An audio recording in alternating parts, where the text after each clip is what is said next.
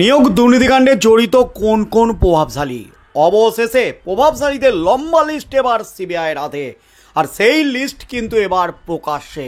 নাম একের পর এক বিস্ফোরক, একেবারে তোলপাড় করা দাবি সিবিআইয়ের। নিয়োগ দুর্নীতিকাণ্ডে কারা বেআইনিভাবে চাকরির সুপারিশ করেছিলেন সেই সংক্রান্ত লিস্ট ইতিমধ্যেই প্রকাশ্যে এনেছে সিবিআই। আজ ফের আবারও শাসক দল ঘনিষ্ঠ বা তৃণমূলের এই মুহূর্তে হেভিওয়েট নেতা, বিধায়ক, সাংসদ থেকে শুরু করে মন্ত্রী, প্রাক্তন মন্ত্রীদের নামের তালিকা প্রকাশ্যে আনলো সিবিআই। শিক্ষক নিয়োগ দুর্নীতিকাণ্ডের তোলপাড় গোটা রাজ্য। শিক্ষক নিয়োগ দুর্নীতিকাণ্ডের তদন্ত চালাচ্ছে সিবিআই এবং ইডি। মূলত আর্থিক দুর্নীতিকাণ্ডের তদন্ত চালাচ্ছে ইডি। আর এই নিয়োগ দুর্নীতিকাণ্ডের তদন্ত চলছে প্রায় 3 বছর ধরে। নিয়োগ দুর্নীতিকাণ্ডের তদন্ত চলছে মূলত প্রাক্তন শিক্ষা মন্ত্রী পার্থ চ্যাটার্জির গ্রেপ্তারির শুরু থেকেই, এবং এই নিয়োগ দুর্নীতিকাণ্ডের তদন্ত চলছে প্রাক্তন বিচারপতি অভিজিৎ গঙ্গোপাধ্যায়ের নির্দেশে। সেই নির্দেশেই কিন্তু ছাড়খাড় একেবারে রাজ্য। শাসক দল তৃণমূলের রীতিমতো উড়েছে ঘুম এই নিয়োগ দুর্নীতিকাণ্ডে। আর এবার এই নিয়োগ দুর্নীতিকাণ্ডে একের পর এক বিস্ফোরণ ঘটালো সিবিআই। আজ আদালতে বিচারকের হাতে তুলে দিল একেবারে লম্বা লিস্ট, প্রভাবশালীদের লিস্ট তুলে দিল সিবিআই। নিয়োগ দুর্নীতিকাণ্ডে কারা কারা জড়িত, কারা বেআইনিভাবে চাকরির সুপারিশ করেছিলেন, কারা এই নিয়োগ দুর্নীতিকাণ্ডে অত্যন্ত একেবারে প্রভাবশালী, তাদের নাম সামনে নিয়ে এলো অবশেষে সিবিআই। সেই নাম সামনে আসতেই কিন্তু রীতিমতো হইচই পড়ে গেল গোটার রাজ্য জুড়ে। এই প্রভাবশালীদের বিরুদ্ধে এবার চরম অ্যাকশন নিতে চলেছে সিবিআই, এমনই কিন্তু খবর উঠে আসছে। আজ আদালতে সিবিআইয়ের বোমায় রীতিমতো এফোর ওফোর রাজ্য। চরম অস্বস্তিতে কালীঘাট। বৃহস্পতিবার বিশেষ আদালতে পার্থ চট্টোপাধ্যায় জামিন মামলার শুনানি ছিল। এদিন আদালতে বড় তথ্য দিয়েছে সিবিআই। শুনানির নির্যাস রাজনৈতিক প্রভাবশালীদের জিজ্ঞাসাবাদ করতে চলেছে সিবিআই। কাদের ডাকা হবে তার ইঙ্গিত আগিয়ে দিয়েছে তদন্তকারীরা। 2022-23 সাল শিক্ষক নিয়োগ দুর্নীতি মামলায় পরপর গ্রেপ্তারি হয়েছে ইডি সিবিআইয়ের জালে একের পর এক শাসক নেতা। তৎকালীন শিক্ষামন্ত্রী পার্থ চ্যাটার্জি থেকে শুরু করে বিধায়ক মানিক ভট্টাচার্য, বিধায়ক জীবনকৃষ্ণ সাহা। সেই পর্বে কি আবারও ফিরতে চলেছে? বৃহস্পতিবার আদালতে জোরালো ইঙ্গিত দিয়েছেন কেন্দ্রীয় তদন্তকারীরা। আবারও সিবিআইয়ের নজরে রাজনৈতিক প্রভাবশালীরা। আদালতে সিবিআই জানিয়েছে বিকাশ ভবনের ওয়্যার হাউস থেকে একটি তালিকা খুঁজে পেয়েছে সিবিআই, আর তাতে 321 জন অযোগ্য প্রার্থীর নাম ছিল। তার মধ্যে 134 জন চাকরিও পান। তাদের নাম রাজনৈতিক নেতারা সুপারিশ করেছিলেন বলে দাবি সিবিআইয়ের। তাতে যেমন পার্থর হাজতবাসের মেয়াদ বাড়তে পারে, অন্যদিকে নতুন করে বিপাকে পড়তে পারেন অনেক নেতাই। কারা সেই নেতা?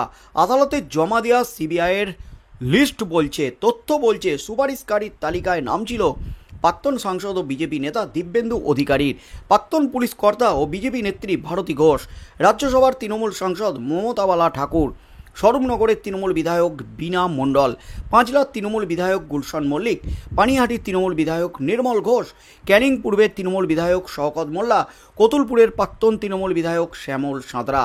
সিবিআইয়ের তালিকায় নাম রয়েছে রাজ চক্রবর্তীর।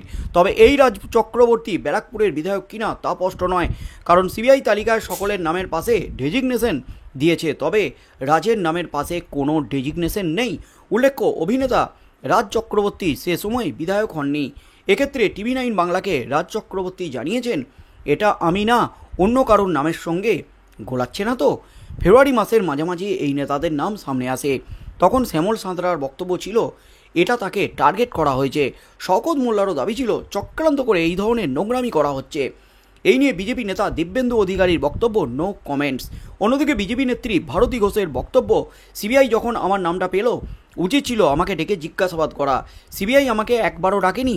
যখন কারোর নাম সামনে আসে তখন তাকে ডেকে জিজ্ঞাসাবাদ করা নর্মাল তদন্তের মধ্যে পড়ে। দ্বিতীয় কথা, এসপির সময়ে হাজার হাজার মানুষের উপকার করেছি, এসএসকেএমের সিটেরও ব্যবস্থা করেছি। অন্যদিকে তৃণমূল সাংসদ মমতা বালা ঠাকুর বলেন, এই ধরনের কাজ আমি কখনো করি না, আর করিও নি। এসবের মাঝে সরব বিরোধীরা। বিজেপি নেতা সজল ঘোষ বলেন, মানুষ এদের আর সমাজে দেখতে চায় না। সিবিআইকে আরও সজাগ হতে হবে। সিবিআই এর যে তৎপরতার প্রয়োজন রয়েছে সেটা দেখাতে সিবিআই প্রাথমিকভাবে ব্যর্থ হয়।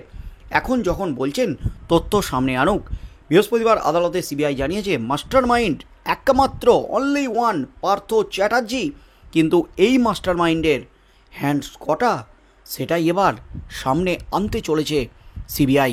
আর তার লম্বা লিস্ট কিন্তু ইতিমধ্যেই আদালতে দিল সিবিআই।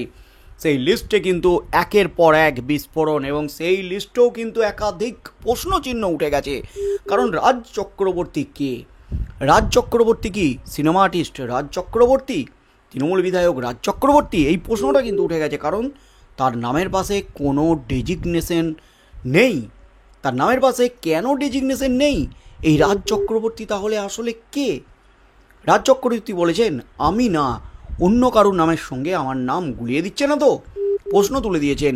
যেমনটা সিবিআইয়ের চার্জশিটে অভিষেক ব্যানার্জি, জনৈক অভিষেক ব্যানার্জির নাম রয়েছে, যেটা কালীঘাটের কাকুর গলাস্বরের নমুনা থেকে সংগ্রহ করেছে সিবিআই, কিন্তু সেই নামের পাশে কোনো ডেজিগনেশন নেই। সেই অভিষেক ব্যানার্জি কে, সেই নিয়েও কিন্তু কোনো কিছু খোলসা করেনি সিবিআই। সেখানে কিন্তু তৃণমূলের সেকেন্ড ইন কমান্ড ফুঁসে উঠেছিলেন। সিবিআই যে ভাব বাচ্চে কথা বলছে, তাকে যে ভয় খাচ্ছে, এটা দেখে তিনি অত্যন্ত খুশি, এমনই দাবি করেছিলেন।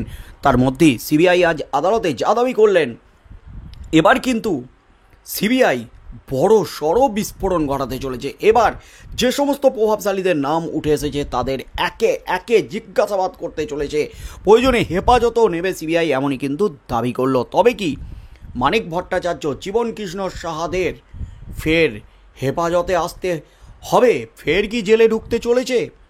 এই প্রশ্নগুলি কিন্তু উঠে গেছে, কারণ শিক্ষক নিয়োগ দুর্নীতিকাণ্ডের তদন্ত করতে গিয়ে একের পর এক তথ্য সামনে এসেছে।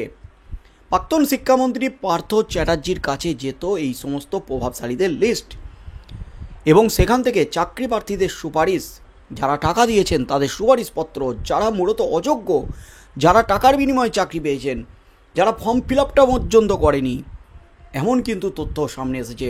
সেই সমস্ত সুপারিশ কিন্তু পাঠিয়ে দিয়েছেন মানিক ভট্টাচার্যের কাছে। কারা চাকরি পাবে এবং কাদের চাকরি দিতে হবে, মানিক ভট্টাচার্যের কাছেই কিন্তু যেত সেই লিস্ট পাঠাতেন প্রাক্তন শিক্ষামন্ত্রী পার্থ চ্যাটার্জি।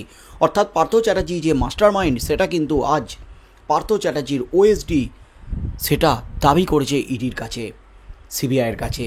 তার মধ্যেই পার্থ চ্যাটার্জির জামাই থেকে শুরু করে পার্থ চ্যাটার্জির বিআই পার্থর বিরুদ্ধে গোপন জবানবন্দি দিয়েছে। সেখানে কিন্তু একের পর এক বিস্ফোরক তথ্য সামনে এসেছে। তাই আগামী দিনে যে সমস্ত প্রভাবশালীদের নাম সামনে এলো, সেই প্রভাবশালীদের মধ্যে একেবারে বিস্ফোরক সব নাম রয়েছে। সেই প্রভাবশালীদের মধ্যে প্রাক্তন সাংসদ ও বর্তমান বিজেপি নেতা দিব্যেন্দু অধিকারী, প্রাক্তন পুলিশ কর্তা ও বিজেপি নেত্রী ভারতী ঘোষ, রাজ্যসভার তৃণমূল সাংসদ মমতা বালা ঠাকুর, স্বরূপনগরের তৃণমূল বিধায়ক বীণা মণ্ডল, পাঁচলার তৃণমূল বিধায়ক গুলশন মল্লিক, পানিহাটির তৃণমূল বিধায়ক নির্মল ঘোষ, ক্যানিং পূর্বের তৃণমূল বিধায়ক শওকত মোল্লা, কতুলপুরের প্রাক্তন তৃণমূল বিধায়ক শ্যামল সাঁতরা, এছাড়াও রয়েছে রাজ চক্রবর্তী ছাড়াও আরও একাধিক নাম। তাদের জিজ্ঞাসাবাদ করতে চলেছে সিবিআই আজ আদালতে, কিন্তু বিচারকের কাছে এমনই দাবি করেছে সিবিআই। তাতেই কিন্তু রীতিমতো ঝড় উঠে গেছে একেবারে গোটা রাজ্যে। তাই আগামী দিনে কি হতে চলেছে এই নিয়োগ দুর্নীতিকাণ্ডে, এই সমস্ত প্রভাবশালীদের জিজ্ঞাসাবাদ করে কী কী তথ্য উঠে আসে, কেঁচো করতে করতে কে উঠে বেরিয়ে আসে কি না, কি হতে চলেছে আগামী দিনে, মেন মাথা কবে ধরা পড়ে? পার্থ চ্যাটার্জি কি মেন মাথা, নাকি তার উপরে ছিল আরও একাধিক প্রভাবশালী মাথা? তাদের নাম কি সামনে আসবে? কি হতে চলেছে সেদিকে চোখ থাকবে গোটা রাজ্যের।